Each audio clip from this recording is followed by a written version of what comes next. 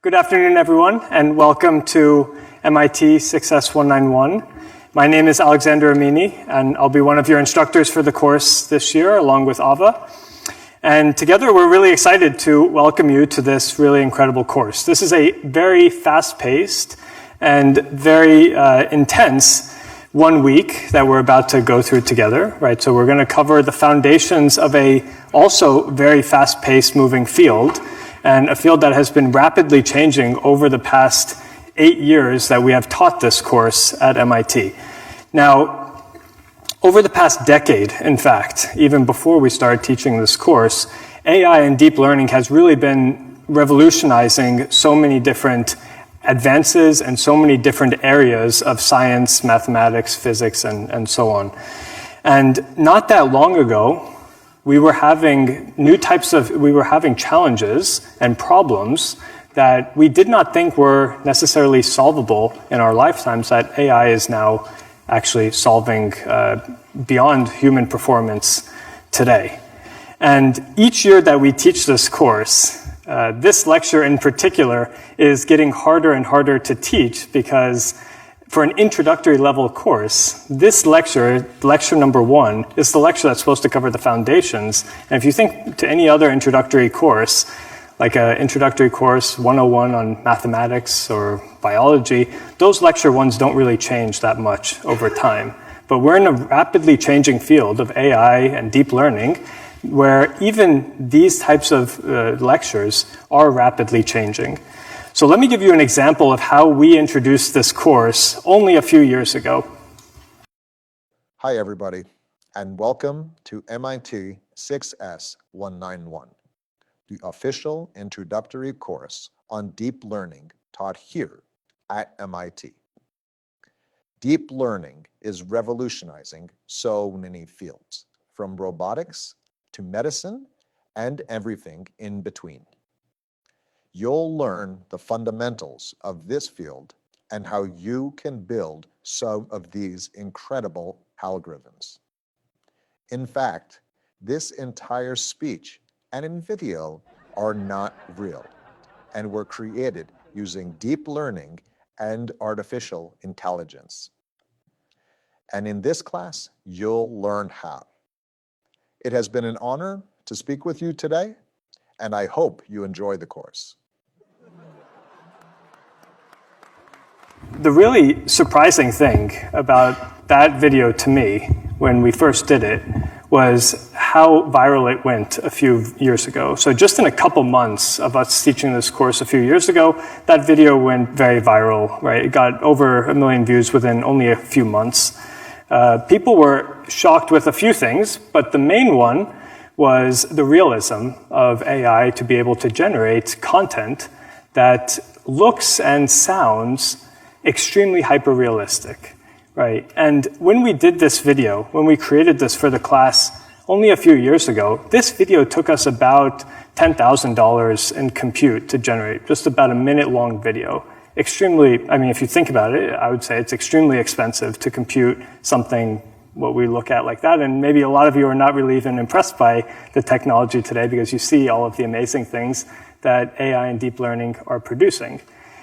Now, fast forward today, the progress in deep learning, and people were making all kinds of, exciting remarks about it when it came out a few years ago. Now this is common stuff because AI is really doing much more powerful things than this fun little introductory video.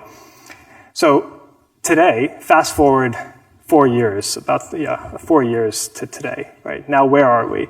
AI is now generating content with deep learning being so commoditized, right? Deep learning is in all of our fingertips now, online, in our smartphones, and so on. In fact, we can use deep learning to generate these types of hyper-realistic pieces of media and content entirely from English language without even coding anymore, right? So before we had to actually go in, train these models and really code them to be able to create that 1 minute long video. Today we have models that will do that for us end-to-end directly from English language. So we can prompt these models to create something that the world has never seen before, a photo of an astronaut riding a horse, and these models can imagine those pieces of content entirely from scratch. My personal favorite is actually how we can now ask these deep learning models to create new types of software, even themselves being software, to ask them to create, for example, to write this piece of TensorFlow code to train a neural network, right? We're asking a neural network to write TensorFlow code to train another neural network. And our model can produce examples of functional and usable pieces of code that satisfy this English prompt, while walking through each part of the code independently. So not even just producing it, but actually educating and teaching the user on what each part of these code blocks are actually doing. You can see an example here. And really what I'm trying to show you with all of this is that this is just highlighting how far deep learning has gone, even in a couple years since we've started teaching this course. I mean, going back even from before that to 8 years ago. And the most amazing thing that you'll see in this course, in my opinion, is that what we try to do here is to teach you the foundations of all of this, how all of these different types of models are created from the ground up, and how we can make all of these amazing advances possible so that you can also do it on your own as well. And like I mentioned in the beginning, this introduction course is getting harder and harder to do and to make every year. I don't know where the field is going to be next year, and I mean, that's my honest truth, or even honestly in even 1 or 2 months' time from now, just because it's moving so incredibly fast. But what I do know is that what we will share with you in the course as part of this 1 week is going to be the foundations of all of the technologies that we have seen up until this point that will allow you to create that future for yourselves and to design brand new types of deep learning models using those fundamentals and those foundations. So let's get started with all of that and start to figure out how we can actually achieve all of these different pieces and learn all of these different components. And we should start this by really tackling the foundations from the very beginning and asking ourselves, you know, we've heard this term, I think all of you, obviously, before you've come to this class today, you've heard the term deep learning, but it's important for you to really understand how this concept of deep learning relates to all of the other pieces of science that you've learned about so far. So to do that, we have to start from the very beginning and start by thinking about what is intelligence at its core. Not even artificial intelligence, but just intelligence, right? So the way I like to think about this is that I like to think that intelligence is the ability to process information which will inform your future decision-making abilities. Now, that's something that we as humans do every single day. Now, artificial intelligence is simply the ability for us to give computers that same ability to process information and inform future decisions. Now, machine learning is simply a subset of artificial intelligence. The way you should think of machine learning is just as the programming ability, or let's say even simpler than that, machine learning is the science of trying to teach computers how to do that processing of information and decision-making from data.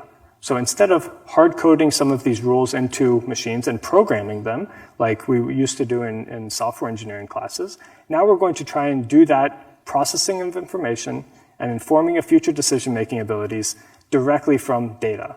And then going one step deeper, deep learning is simply the subset of machine learning which uses neural networks to do that. It uses neural networks to process raw pieces of data, now unprocessed data, and allows them to ingest all of those very large data sets and inform future decisions.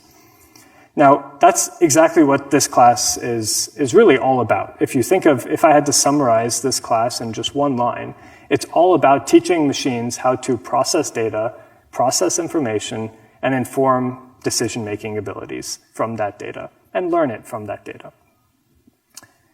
Now, this program is split between really 2 different parts. So you should think of this class as being captured with both technical lectures, which, for example, this is one part of, as well as software labs. We'll have several new updates this year, as I mentioned earlier, just covering the rapid changing of advances in AI, and especially in some of the later lectures, you're going to see those. The first lecture today is going to cover the foundations of neural networks themselves, starting with really the building blocks of every single neural network, which is called the perceptron. And finally, we'll go through the week and we'll conclude with a series of exciting guest lectures from industry-leading sponsors of the course. And finally, on the software side, after every lecture, you'll also get software experience and project building experience to be able to take what we teach in lectures and actually deploy them in real code and actually produce based on the learnings that you find in this lecture. And at the very end of the class, from the software side, you'll have the ability to participate in a really fun day at the very end, which is the project pitch competition. It's kind of like a Shark Tank style competition of all of the different projects from all of you, and win some really awesome prizes. So let's step through that a little bit briefly. This is the syllabus part of the lecture. So each day we'll have dedicated software labs that will basically mirror all of the technical lectures that we go through, just helping you reinforce your learnings. And these are coupled with, each day, again, coupled with prizes for the top performing software solutions that are coming up in the class. This is going to start with today, with Lab 1. And it's going to be on music generation. So you're going to learn how to build a neural network that can learn from a bunch of musical songs, listen to them, and then learn to compose brand new songs in that same genre. Tomorrow, Lab 2 on computer vision, you're going to learn about facial detection systems. You'll build a facial detection system from scratch using convolutional neural networks. You'll learn what that means tomorrow. And you'll also learn how to actually debias, remove the biases that exist in some of these facial detection systems, which is a huge problem for the state-of-the-art solutions that exist today. And finally, a brand new lab at the end of the course will focus on large language models, where you're actually going to take a multi-billion parameter large language model and fine-tune it to build an assistive chatbot and evaluate a set of cognitive abilities, ranging from mathematics abilities to scientific reasoning to logical abilities and so on. And finally, at the very, very end, there will be a final project pitch competition for up to 5 minutes per team. And all of these are accompanied with great prizes. So definitely there will be a lot of fun to be had throughout the week. There are many resources to help with this class. You'll see them posted here. You don't need to write them down because all of the slides are already posted online. Please post to Piazza if you have any questions. And of course, we have an amazing team that is helping teach this course this year. And you can reach out to any of us if you have any questions. The Piazza is a great place to start. Myself and Ava will be the 2 main lecturers for this course, Monday through Wednesday especially. And we'll also be hearing some amazing guest lectures on the second half of the course, which definitely you would want to attend because they really cover the really state-of-the-art sides of deep learning that's going on in industry outside of academia. And very briefly, just want to give a huge thanks to all of our sponsors who, without their support, this course, like every year, would not be possible. Okay, so now let's start with the fun stuff and my favorite part of the course, which is the technical parts. And let's start by just asking ourselves a question, right? Which is, why do we care about all of this? Why do we care about deep learning? Why did you all come here today to learn and to listen to this course? So to understand, I think we, again, need to go back a little bit to understand how machine learning used to be performed, right? So machine learning typically would define a set of features, or you can think of these as kind of a set of things to look for in an image or in a piece of data. Usually these are hand engineered, so humans would have to define these themselves. And the problem with these is that they tend to be very brittle in practice, just by nature of a human defining them. So the key idea of deep learning and what you're going to learn throughout this entire week is this paradigm shift of trying to move away from hand engineering features and rules that computers should look for, and instead trying to learn them directly from raw pieces of data. So what are the patterns that we need to look at in data sets such that if we look at those patterns, we can make some interesting decisions and interesting actions can come out. So for example, if we wanted to learn how to detect faces, We might, if you think even how you would detect faces, right? If you look at a picture, what are you looking for to detect a face? You're looking for some particular patterns. You're looking for eyes and noses and ears. And when those things are all composed in a certain way, you would probably deduce that that's a face, right? Computers do something very similar. So they have to understand what are the patterns that they look for, what are the eyes and noses and ears of those pieces of data, and then from there, actually detect and predict from them. So the really interesting thing, I think, about deep learning is that these foundations for doing exactly what I just mentioned, picking out the building blocks, picking out the features from raw pieces of data, and the underlying algorithms themselves have existed for many, many decades. Now, the question I would ask at this point is, so why are we studying this now? And why is all of this really blowing up right now and exploding with so many great advances? Well, for one, there's three things, right? Number one is that the data that is available to us today is significantly more pervasive. These models are hungry for data. You're going to learn about this more in detail, but these models are extremely hungry for data. And we're living in a world right now, quite frankly, where data is more abundant than it has ever been in our history. Now, secondly, these algorithms are massively compute hungry, and they're massively parallelizable, which means that they have greatly benefited from compute hardware, which is also capable of being parallelized. The particular name of that hardware is called a GPU, right? GPUs can run parallel processing streams of information and are particularly amenable to deep learning algorithms. And the abundance of GPUs and that compute hardware has also pushed forward what we can do in deep learning.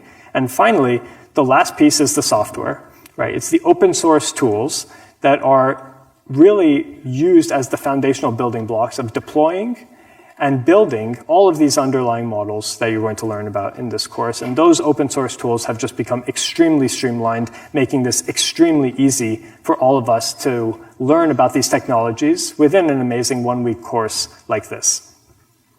So let's start now with understanding, now that we have some of the background, let's start with understanding exactly what is the fundamental building block of a neural network.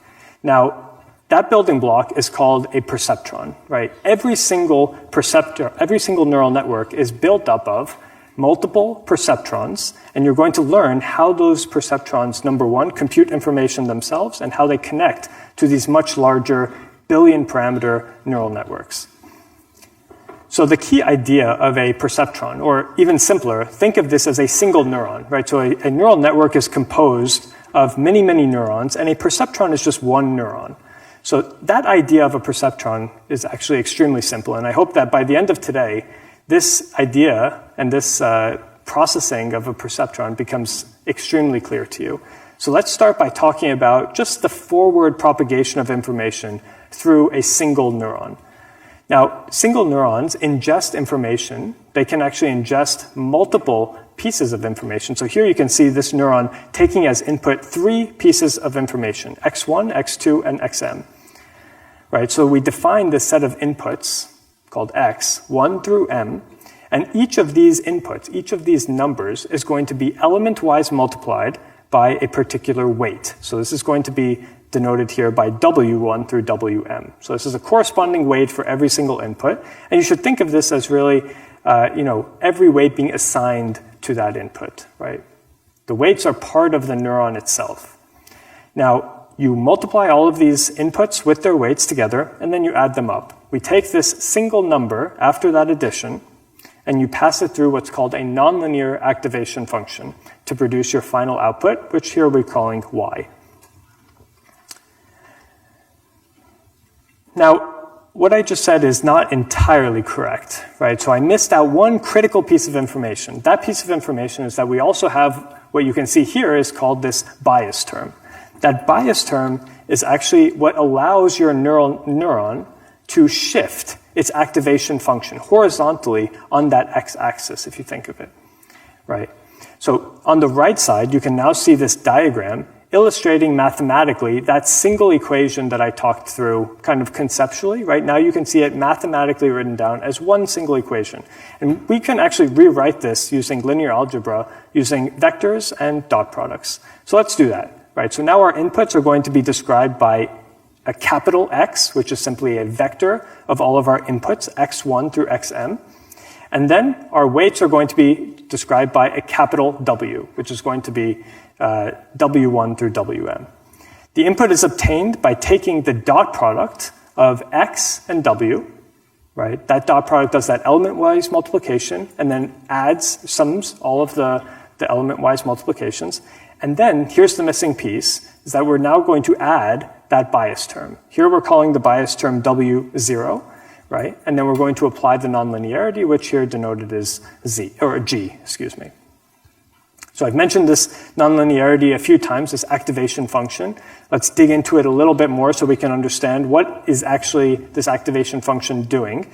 Well, I said a couple things about it. I said it's a nonlinear function, right? Here you can see one example of an activation function. One commonly used activation function is called the sigmoid function, which you can actually see here on the bottom right-hand side of the screen. The sigmoid function is very commonly used because its outputs, right, so it takes as input any real number. The x-axis is infinite plus or minus. But on the y-axis, it basically squashes every input x into a number between 0 and 1. So it's actually a very common choice for things like probability distributions if you want to convert your answers into probabilities or learn or teach a neuron to learn a probability distribution. But in fact, there are actually many different types of nonlinear activation functions that are used in neural networks. And here are some common ones. And again, throughout this presentation, you'll see these little TensorFlow icons, actually throughout the entire course. You'll see these TensorFlow icons on the bottom, which basically just allow you to relate some of the foundational knowledge that we're teaching in the lectures to some of the software labs. And this might provide a good starting point for a lot of the pieces that you have to do later on in the software parts of the class. So the sigmoid activation, which we talked about in the last slide, here it's shown on the left-hand side, right? This is very popular because of the probability distributions, right? It squashes everything between 0 and 1. But you see two other very common types of activation functions in the middle and the right-hand side as well. So the other very, very common one, probably this is the one now that's the most popular activation function, is now on the far right-hand side. It's called the ReLU activation function, or also called the rectified linear unit. So basically it's linear everywhere except there's a nonlinearity at x equals 0. So there's a kind of a step or a break discontinuity, right? So the benefit of this, very easy to compute. It still has the nonlinearity, which we kind of need, and we'll talk about why we need it in 1 second. But it's very fast, right? Just two linear functions piecewise combined with each other. Okay, so now let's talk about why we need a nonlinearity in the first place. Why not just deal with a linear function that we pass all of these inputs through? So the point of the activation function, even at all, why do we have this, is to introduce nonlinearities in of itself. So what we want to do is to allow our neural network to deal with nonlinear data, right? Our neural networks need the ability to deal with nonlinear data because the world is extremely nonlinear, right? This is important because, if you think of the real world, real data sets, this is just the way they are, right? If you look at data sets like this one, green and red points, right? And I ask you to build a neural network that can separate the green and the red points. This means that we actually need a nonlinear function to do that. We cannot solve this problem with a single line, right? In fact, if we used linear functions as your activation function, no matter how big your neural network is, it's still a linear function because linear functions combined with linear functions are still linear. So no matter how deep or how many parameters your neural network has, the best it would be able to do to separate these green and red points would look like this. But adding nonlinearities allows our neural networks to be smaller by allowing them to be more expressive and capture more complexities in the data sets. And this allows them to be much more powerful in the end. So let's understand this with a simple example. Imagine I give you now this trained neural network. So what does it mean, trained neural network? It means now I'm giving you the weights, right? Not only the inputs, but I'm going to tell you what the weights of this neural network are. So here, let's say the bias term, W0, is going to be 1, and our W vector is going to be 3 and -2, right? These are just the weights of your trained neural network. Well, let's worry about how we got those weights in a second. But this network has two inputs, x1 and x2. Now, if we want to get the output of this neural network, all we have to do, simply, is to do the same story that we talked about before, right? It's dot product, inputs with weights, add the bias, and apply the nonlinearity, right? And those are the three components that you really have to remember as part of this class, right? Dot product, add the bias, and apply a nonlinearity. That's going to be the process that keeps repeating over and over and over again for every single neuron. After that happens, that neuron is going to output a single number, right? Now let's take a look at what's inside of that nonlinearity. It's simply a weighted combination of those inputs with those weights, right? So if we look at what's inside of G, right? Inside of G is a weighted combination of X and W, right? Added with a bias, right? That's going to produce a single number, right? But in reality, for any input that this model could see, what this really is a two-dimensional line, because we have two parameters in this model. So we can actually plot that line. We can see exactly how this neuron separates points on these axes between x1 and x2, right? These are the two inputs of this model. We can see exactly and interpret exactly what this neuron is doing, right? We can visualize its entire space because we can plot the line that defines this neuron, right? So here we're plotting when that line equals 0. And in fact, if I give that neuron, in fact, a new data point, here the new data point is x1 equals -1 and x2 equals 2. Just an arbitrary point in this two-dimensional space. We can plot that point in the two-dimensional space, and depending on which side of the line it falls on, it tells us, what the answer is going to be, what the sign of the answer is going to be, and also what the answer itself is going to be, right? So if we follow that equation written on the top here and plug in -1 and 2, we're going to get 1 minus 3 minus 4, which equals minus 6, right? And when I put that into my nonlinearity, G, I'm going to get a final output of 0.002, right? So that don't worry about the final output. That's just going to be the output for that sigmoid function. But the important point to remember here is that the sigmoid function actually divides the space into these two parts, right? It squashes everything between 0 and 1, but it divides it implicitly by everything less than 0.5 and greater than 0.5, depending on if x is less than 0 or greater than 0. So depending on which side of the line that you fall on, remember the line is when x equals 0. The input to the sigmoid is 0. If you fall on the left side of the line, your output will be less than 0.5 because you're falling on the negative side of the line. If your input is on the right side of the line, now your output is going to be greater than 0.5, right? So here we can actually visualize this space. This is called the feature space of a neural network. We can visualize it in its completion, right? We can totally visualize and interpret this neural network. We can understand exactly what it's going to do for any input that it sees, right? But of course, this is a very simple neuron, right? It's not a neural network. It's just one neuron. And even more than that, it's even a very simple neuron. It only has two inputs, right?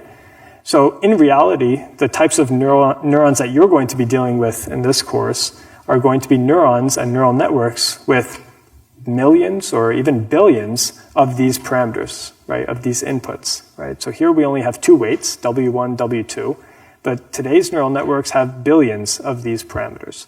So drawing these types of plots that you see here obviously becomes a lot more challenging. It's actually not possible. But now that we have some of the intuition behind a perceptron, let's start now by building neural networks and seeing how all of this comes together.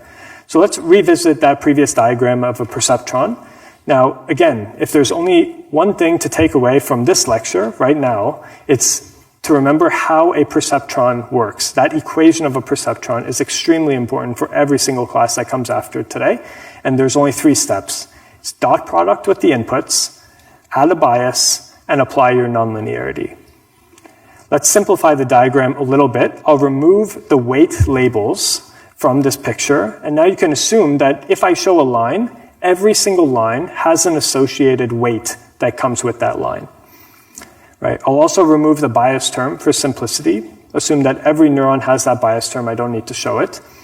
And now note that the result here, now calling it Z, which is just the dot product plus bias before the nonlinearity, is the output is going to be linear, first of all. It's just a weighted sum of all of those pieces. We have not applied the nonlinearity yet. But our final output is just going to be G of Z. It's the activation function, our nonlinear activation function applied to Z. Now, if we want to step this up a little bit more and say, what if we had a multi-output function? Now we don't just have one output, but let's say we want to have two outputs. Well, now we can just have two neurons in this network, right? Every neuron sees all of the inputs that came before it, but now you see the top neuron is going to be predicting an answer, and the bottom neuron will predict its own answer. Now, importantly, one thing you should really notice here is that each neuron has its own weights, right? Each neuron has its own lines that are coming into just that neuron, right? So they're acting independently, but they can later on communicate if you have another layer, right? So let's start now by initializing this process a bit further and thinking about it more programmatically, right? What if we wanted to program this neural network ourselves from scratch, right? Remember that equation I told you, it didn't sound very complex. It's take a dot product, add a bias, which is a single number, and apply a nonlinearity. Let's see how we would actually implement something like that. So to define the layer, right, we're now going to call this a layer, which is a collection of neurons, right? We have to first define how that information propagates through the network. So we can do that by creating a call function. Here, first, we're going to actually define the weights for that network, right? So remember, every neuron, I should say, every neuron has weights and a bias, right? So let's define those first. We're going to create the call function to actually see how we can pass information through that layer, right? So this is going to take as input and inputs, right? This is like what we previously called X. And it's the same story that we've been seeing this whole class, right? We're going to matrix multiply or take a dot product of our inputs with our weights. We're going to add a bias, and then we're going to apply a nonlinearity. It's really that simple, right? We've now created a single layer neural network. Right. So this line in particular, this is the part that allows us to be a powerful neural network, maintaining that nonlinearity. And the important thing here is to note that modern deep learning toolboxes and libraries already implement a lot of these for you, right? So it's important for you to understand the foundations, but in practice, all of that layer architecture and all of that layer logic is actually implemented in tools like TensorFlow and PyTorch through a dense layer, right? So here you can see an example of calling or creating, initializing a dense layer with two neurons, right? Allowing it to feed in an arbitrary set of inputs. Here we're seeing these two neurons in a layer being fed three inputs, right? And in code, it's only reduced down to this one line of TensorFlow code, making it extremely easy and convenient for us to use these functions and call them. So now let's look at our single layered neural network. This is where we have now one layer between our input and our outputs, right? So we're slowly and progressively increasing the complexity of our neural network so that we can build up all of these building blocks, right? This layer in the middle is called a hidden layer, right? Obviously, because you don't directly observe it, you don't directly supervise it, right? You do observe the two input and output layers, but your hidden layer is just kind of a neuron layer that you don't directly observe, right? It just gives your network more capacity, more learning complexity. And since we now have a transformation function from inputs to hidden layers and hidden layers to output, we now have a two-layered neural network, right? Which means that we also have two weight matrices, right? We don't have just the W1, which we previously had to create this hidden layer, but now we also have W2, which does the transformation from hidden layer to output layer. Yes? What happens with the non-linearity? In hidden, you have just linear, so there's no, it's not, is it a perceptron or not? Yes, so every hidden layer also has a nonlinearity accompanied with it, right? And that's a very important point, because if you don't have that perceptron, then it's just a very large linear function followed by a final nonlinearity at the very end, right? So you need that cascading and overlapping application of nonlinearities that occur throughout the network. Awesome.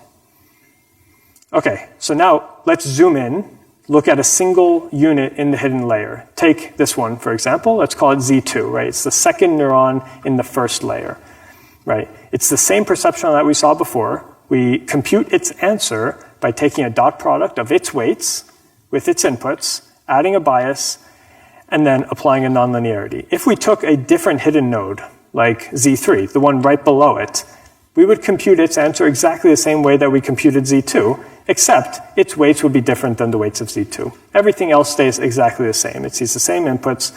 But of course, I'm not going to actually show Z3 in this picture. And now this picture is getting a little bit messy. So let's clean things up a little bit more. I'm going to remove all the lines now and replace them just with these boxes, these symbols that will denote what we call a fully connected layer, right? So these layers now denote that everything in our input is connected to everything in our output, and the transformation is exactly as we saw it before: dot product, bias, and nonlinearity.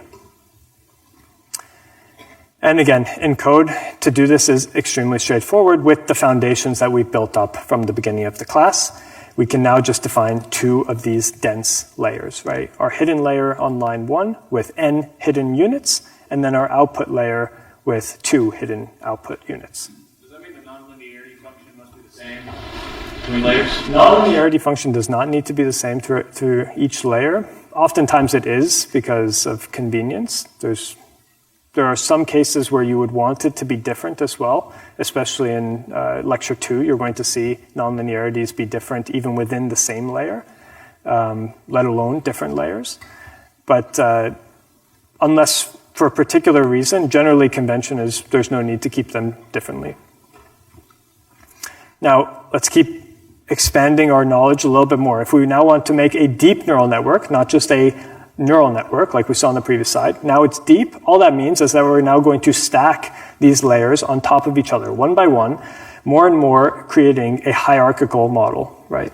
The ones where the final output is now going to be computed by going deeper and deeper and deeper into the neural network. And again, doing this in code, again, follows the exact same story as before, just cascading these TensorFlow layers on top of each other and just going deeper into the network. Okay, so now this is great because now we have at least a solid foundational understanding of how to not only define a single neuron, but how to define an entire neural network. And you should be able to actually explain at this point or understand how information goes from input through an entire neural network to compute an output. So now let's look at how we can apply these neural networks to solve a very real problem that I'm sure all of you care about. So here's a problem on how we want to build an AI system to learn to answer the following question, which is, will I pass this class? Right? I'm sure all of you are really worried about this question. So to do this, let's start with a simple input feature model. The two features that let's concern ourselves with are going to be number 1, how many lectures you attend, and number 2, how many hours you spend on your final project. So let's look at some of the past years of this class, right? We can actually observe how different people have lived in this space, right? Between how many lectures and how much time you spent on your final project. And you can actually see every point is a person. The color of that point is going to be if they passed or failed the class.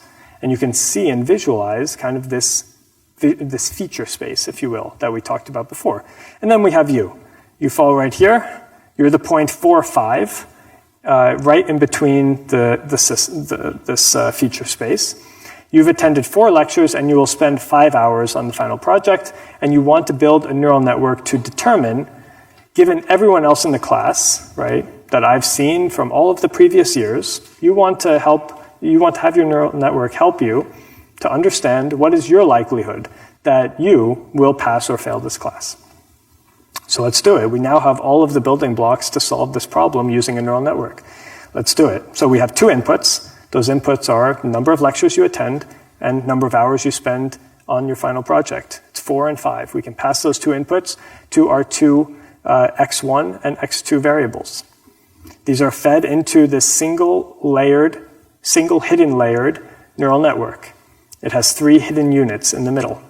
And we can see that the final predicted output probability for you to pass this class is 0.1 or 10%, right? So very bleak outcome. It's not a good outcome. The actual probability is 1, right? So attending 4 out of the 5 lectures and spending 5 hours on your final project, you actually lived in a part of the feature space which was actually very positive, right? It looked like you were going to pass the class. So what happened here?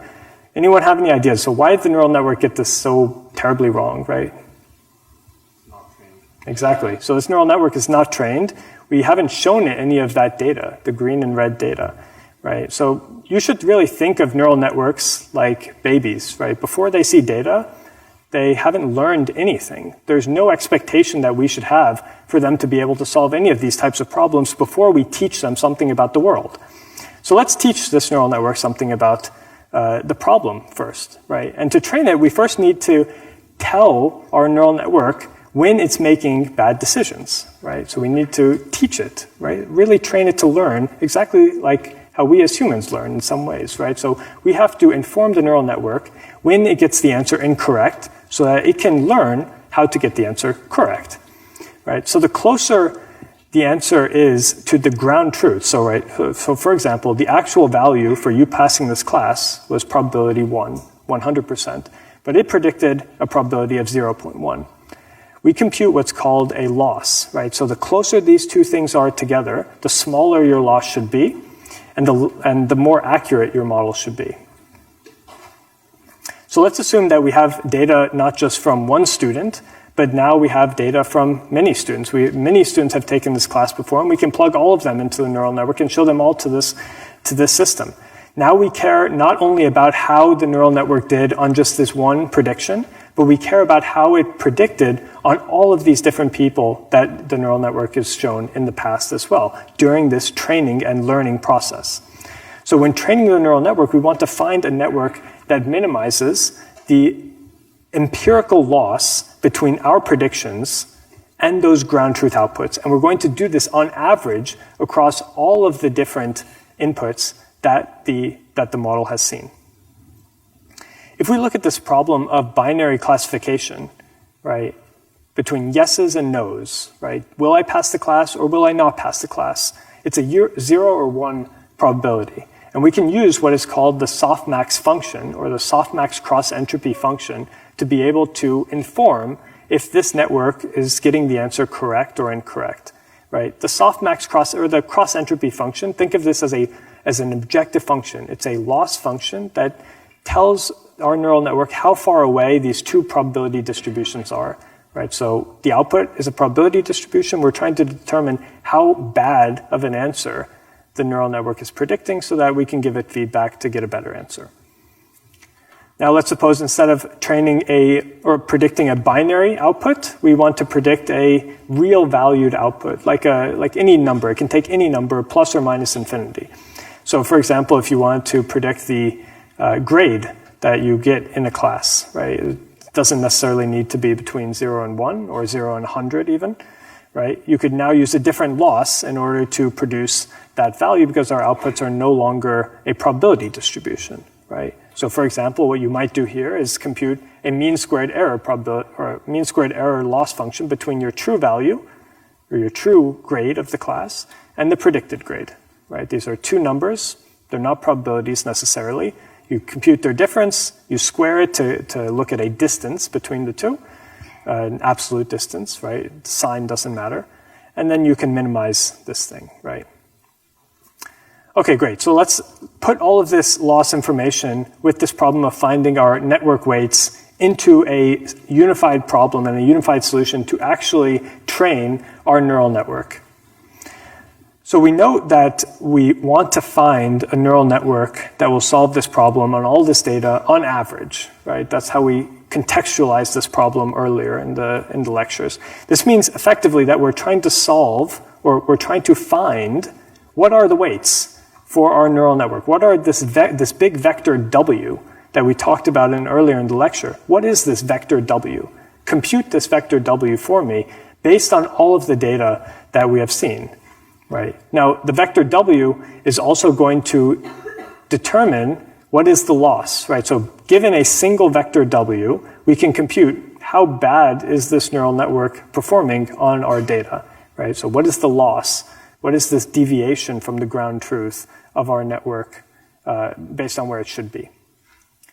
Now, remember that W is just a group of a bunch of numbers, right? It's a very big list of numbers, a list of weights for every single layer and every single neuron in our neural network, right? So it's just a very big list or a vector of weights. We want to find that vector. What is that vector based on a lot of data? That's the problem of training a neural network.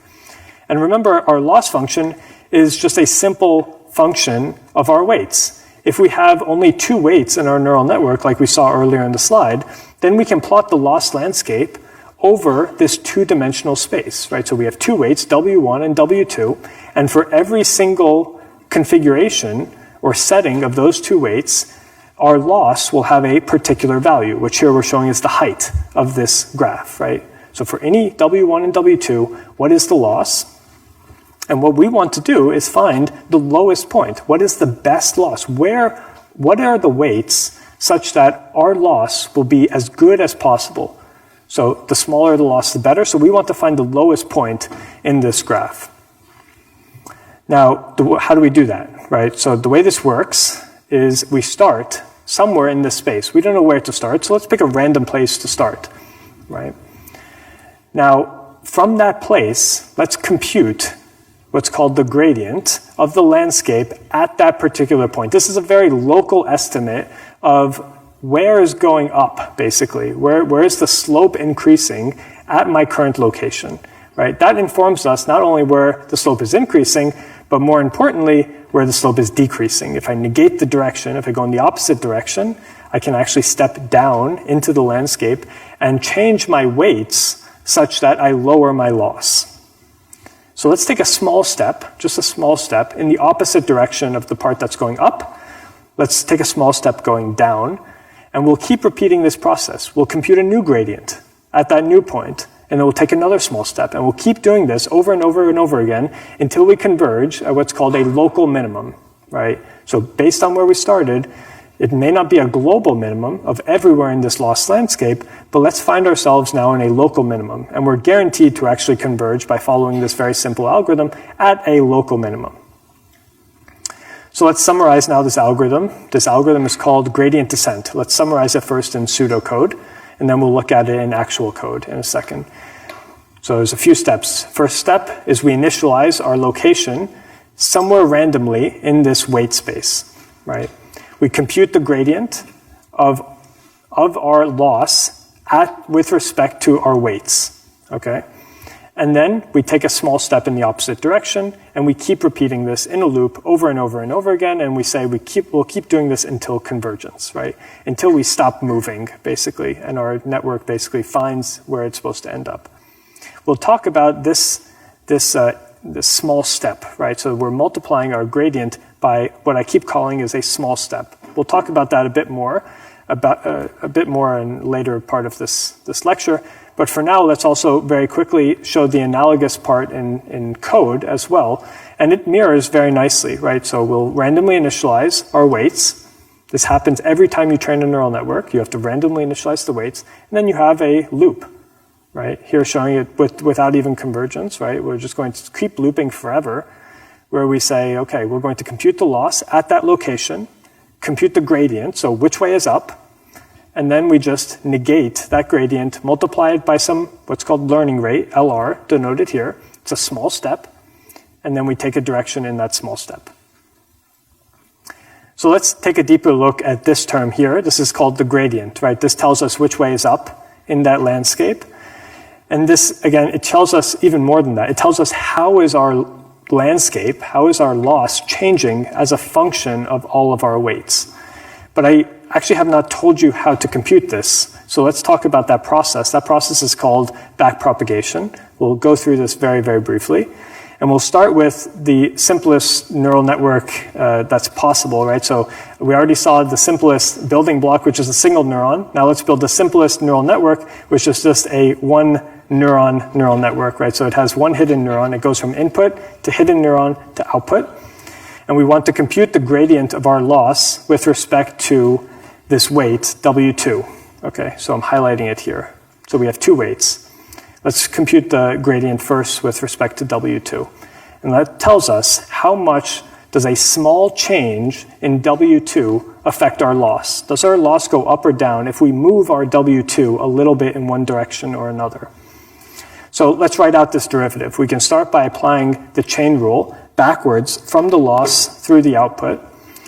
And specifically, we can actually decompose this derivative, this gradient, into two parts, right? So the first part, we're decomposing it from dj, dw2, into dj, dy, right, which is our output, multiplied by dy, dw2, right? This is all possible, right? It's a chain rule. I'm just reciting a chain rule here from calculus. This is possible because y is only dependent on the previous layer. And now let's suppose we don't want to do this for W2, but we want to do it for W1. We can use the exact same process, right? But now it's one step further, right? We'll now replace W2 with W1. We need to apply the chain rule yet again, once again, to decompose the problem further. And now we propagate our old gradient that we computed for W2 all the way back one more step to the weight that we're interested in, which in this case is W1. And we keep repeating this process over and over again, propagating these gradients backwards from output to input to compute, ultimately, what we want in the end is this derivative of every weight, so the derivative of our loss with respect to every weight in our neural network. This tells us how much does a small change in every single weight in our network affect the loss. Does our loss go up or down if we change this weight a little bit in this direction or a little bit in that direction? Yes? You use the term neuron instead of perceptron. Is there a functional difference? Neuron and perceptron are the same. So typically people say neural network, which is why like a single neuron, it's also gotten popularity. But originally a perceptron is the formal term. The two terms are identical. Okay, so now we've covered a lot. So we've covered the forward propagation of information through a neuron and through a neural network all the way through. And we've covered now the back propagation of information to understand how we should change every single one of those weights in our neural network to improve our loss. So that was the backprop algorithm. In theory, it's actually pretty simple. It's just a chain rule, right? There's actually nothing more than just the chain rule. And the nice part is that deep learning libraries actually do this for you. So they compute backprop for you. You don't actually have to implement it yourself, which is very convenient. But now it's important to touch on, even though the theory is actually not that complicated for backpropagation, let's touch on it now from practice. Now thinking a little bit towards your own implementations when you want to implement these neural networks, what are some insights? So optimization of neural networks in practice is a completely different story. It's not straightforward at all. And in practice, it's very difficult and usually very computationally intensive to do this backprop algorithm. So here's an illustration from a paper that came out a few years ago that actually attempted to visualize a very deep neural network's loss landscape. So previously we had that other depiction, visualization of how a neural network would look in a two-dimensional landscape. Real neural networks are not two-dimensional. They're hundreds or millions or billions of dimensions. And now, what would those loss landscapes look like? You can actually try some clever techniques to actually visualize them. This is one paper that attempted to do that. And it turns out that they look extremely messy, right? The important thing is that if you do this algorithm and you start in a bad place, depending on your neural network, you may not actually end up in the global solution, right? So your initialization matters a lot, and you need to kind of traverse these local minima and try and help you find the global minima.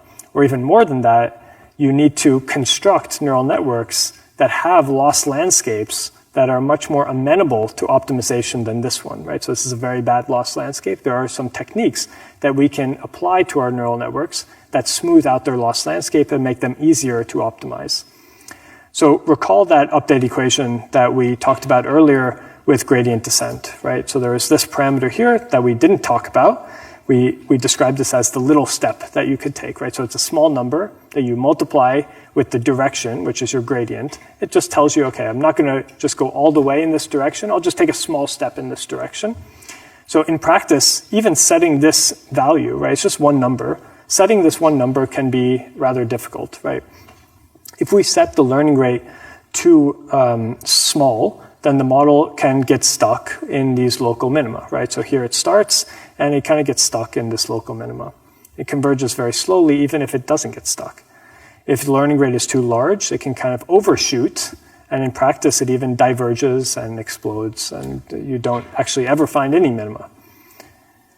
Now, ideally, what we want is to use learning rates that are not too small and not too large, so they're large enough to basically avoid those local minima, but small enough such that they won't diverge and they will actually still find their way into the global minima. So something like this is what you should intuitively have in mind, right? So something that can overshoot the local minimas but find itself into a better minima and then finally stabilize itself there.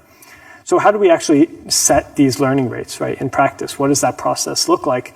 Now, idea number one is very basic, right? It's try a bunch of different learning rates and see what works. And that's actually not a bad process in practice. It's one of the processes that people use. So that's interesting. But let's see if we can do something smarter than this, and let's see how we can design algorithms that can adapt to the landscapes, right? So in practice, there's no reason why this should be a single number, right? Can we have learning rates that adapt to the model, to the data, to the landscapes, to the gradients that it's seeing around? So this means that the learning rate may actually increase or decrease as a function of the gradients in the loss function, right? How fast we're learning, or many other options, right? There are many different ideas that could be done here. And in fact, there are many widely used different procedures or methodologies for setting the learning rate. And during your labs, we actually encourage you to try out some of these different ideas for different types of learning rates, and even play around with, you know, what's the effect of increasing or decreasing your learning rate. You'll see very striking differences. It seems like that is about the way to do it. Because it's on a closed interval. Why not just find the absolute minimum, test all the different points? Right. So a few things. Number one is that it's not a closed space. Right, so there's an infinite, every weight can be plus or minus up to infinity, right? So even if it was a one-dimensional neural network with just one weight, it's not a closed space. In practice, it's even worse than that because you have billions of dimensions, right? So not only is your space, your support system in one dimension, is it infinite, but you now have billions of infinite dimensions, right? Or billions of infinite support spaces. So it's not something that you can just like search every weight, every possible weight in your configuration, or what is every possible weight that this neural network could take, and let me test them out, because it's not practical to do even for a very small neural network in practice. So in your labs, you can really try to put all of this information in this picture into practice, which defines your model, number one, right here, defines your optimizer, which previously we denoted as this gradient descent optimizer. Here we're calling it stochastic gradient descent, or SGD. We'll talk about that more in a second. And then also note that your optimizer, which here we're calling SGD, could be any of these adaptive optimizers. You can swap them out, and you should swap them out. You should test different things here to see the impact of these different methods on your training procedure, and you'll gain very valuable intuition for the different insights that will come with that as well. So I want to continue very briefly, just for the end of this lecture, to talk about tips for training neural networks in practice and how we can focus on this powerful idea of really what's called batching data, right? Not seeing all of your data, but now talking about a topic called batching. So to do this, let's very briefly revisit this gradient descent algorithm. The gradient is actually this gradient computation, the backprop algorithm, I mentioned this earlier. It's a very computationally expensive operation, and it's even worse because we previously described it in a way where we would have to compute it over a summation over every single data point in our entire data set. Right? That's how we defined it with the loss function. It's an average over all of our data points, which means that we're summing over all of our data points the gradients.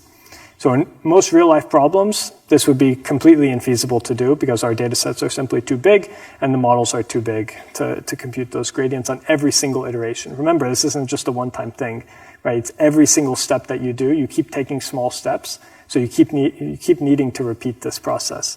So instead, let's define a new gradient descent algorithm called SGD, stochastic gradient descent. Instead of computing the gradient over the entire data set, now let's just pick a single training point and compute that one training point's gradient, right? The nice thing about that is that it's much easier to compute that gradient, right? It only needs 1 point.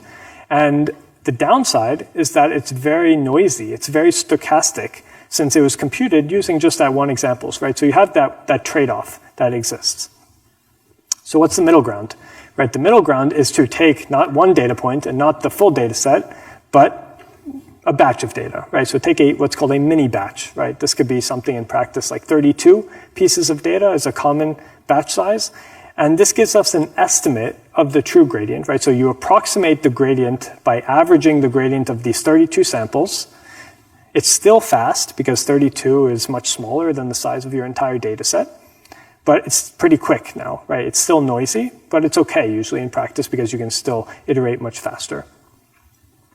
And since B is normally not that large, again, think of something like in the tens or the hundreds of samples, it's very fast to compute this in practice compared to regular gradient descent. And it's also much more accurate compared to stochastic gradient descent. And the increase in accuracy of this gradient estimation allows us to converge to our solution significantly faster as well, right? It's not only about the speed, it's just about the increase in accuracy of those gradients allows us to get to our solution much faster, which ultimately means that we can train much faster as well and we can save compute. And the other really nice thing about mini batches is that they allow for parallelizing our computation. Right? And that was a concept that we had talked about earlier in the class as well, and here's where it's coming in. We can split up those batches, right? So those 32 pieces of data, let's say if our batch size is 32, we can split them up onto different workers, right? Different parts of the GPU can tackle those different parts of our data points. This can allow us to basically achieve even more significant speed-ups using GPU architectures and GPU hardware. Okay, finally, the last topic I want to talk about before we end this lecture and move on to lecture number 2 is overfitting, right? So overfitting is this idea that is actually not a deep learning centric problem at all. It's a problem that exists in all of machine learning, right? The key problem is that, the key problem is actually one that addresses how you can accurately define if your model is actually capturing your true data set, right? Or if it's just learning kind of the subtle details that are kind of spuriously correlating to your data set. So said differently, let me say it a bit differently now. So let's say we want to build models that can learn representations, okay, from our training data that still generalize to brand new unseen test points, right? That's the real goal here, is we want to teach our model something based on a lot of training data, but then we don't want it to do well in the training data. We want it to do well when we deploy it into the real world and it's seeing things that it has never seen during training. So the concept of overfitting is exactly addressing that problem. Overfitting means if your model is doing very well on your training data but very badly in testing, that means it's overfitting. It's overfitting to the training data that it saw. On the other hand, there's also underfitting, right? On the left-hand side, you can see basically not fitting the data enough, which means that you're going to achieve very similar performance on your testing distribution, but both are underperforming the actual capabilities of your system. Now, ideally, you want to end up somewhere in the middle, which is not too complex, where you're memorizing all of the nuances in your training data, like on the right, but you still want to continue to perform well, even based on the brand new data, so you're not underfitting as well. So to actually address this problem in neural networks and in machine learning in general, there's a few different ways that you should be aware of and how to do it, because you'll need to apply them as part of your solutions in your software labs as well. So the key concept here is called regularization, right? Regularization is a technique that you can introduce, and said very simply, all regularization is a way to discourage your model from these nuances in your training data from being learned. That's all it is. And as we've seen before, it's actually critical for our models to be able to generalize, not just on training data, but really what we care about is the testing data. So the most popular regularization technique that's important for you to understand is this very simple idea called dropout. Let's revisit this picture of a deep neural network that we've been seeing all lecture. Right? In dropout, during training, what we're going to do is randomly set some of the activations, right, these outputs of every single neuron, to 0. We're just randomly going to set them to 0 with some probability, right? So let's say 50% is our probability. That means that we're going to take all of the activation in our neural network, and with a probability of 50%, before we pass that activation on to the next neuron, we're just going to set it to 0 and not pass on anything. So effectively, 50% of the neurons are going to be kind of shut down or killed in a forward pass, and you're only going to forward pass information with the other 50% of your neurons. So this idea is extremely powerful, actually, because it lowers the capacity of our neural network. It not only lowers the capacity of our neural network, but it's dynamically lowering it, because on the next iteration, we're going to pick a different 50% of neurons that we drop out. So constantly the network is going to have to learn to build pathways, different pathways from input to output, and that it can't rely on any small part of the features that are present in any part of the training data set too extensively, right? Because it's constantly being forced to find these different pathways with random probabilities. So that's dropout. The second regularization technique is going to be this notion called early stopping, which is actually something that is model agnostic. You can apply this to any type of model as long as you have a testing set that you can play around with. So the idea here is that we have already a pretty formal mathematical definition of what it means to overfit, right? Overfitting is just when our model starts to perform worse on our test set. That's really all it is, right? So what if we plot over the course of training? So x-axis is as we're training the model. Let's look at the performance on both the training set and the test set. So in the beginning, you can see that the training set and the test set are both going down, and they continue to go down, which is excellent because it means that our model is getting stronger. Eventually, though, what you'll notice is that the test loss plateaus and starts to increase. On the other hand, the training loss, there's no reason why the training loss should ever need to stop going down, right? Training losses generally always continue to decay as long as there is capacity in the neural network to learn those differences, right? But the important point is that this continues for the rest of training, and we want to basically, we care about this point right here, right? This is the really important point because this is where we need to stop training, right? After this point, this is the happy medium, because after this point, we start to overfit on parts of the data where our training accuracy becomes actually better than our testing accuracy. So our testing accuracy is going bad, it's getting worse, but our training accuracy is still improving. So it means overfitting. On the other hand, on the left-hand side, this is the opposite problem, right? We have not fully utilized the capacity of our model, and the testing accuracy can still improve further, right? This is a very powerful idea, but it's actually extremely easy to implement in practice because all you really have to do is just monitor the loss over the course of training, right? And you just have to pick the model where the testing accuracy starts to get worse. So I'll conclude this lecture by just summarizing 3 key points that we've covered in the class so far. And this is a very jam-packed class, so the entire week is going to be like this, and today is just the start. So far we've learned the fundamental building blocks of neural networks, starting all the way from just one neuron, also called a perceptron. We learned that we can stack these systems on top of each other to create a hierarchical network, and how we can mathematically optimize those types of systems. And then finally, in the very last part of the class, we talked about just techniques, tips and techniques for actually training and applying these systems into practice. Now, in the next lecture, we're going to hear from Ava on deep sequence modeling using RNNs, and also a really new and exciting algorithm and type of model called the transformer, which is built off of this principle of attention. You're going to learn about it in the next class. But let's, for now, just take a brief pause, and let's resume in about 5 minutes just so we can switch speakers and Ava can start her presentation. Okay, thank you.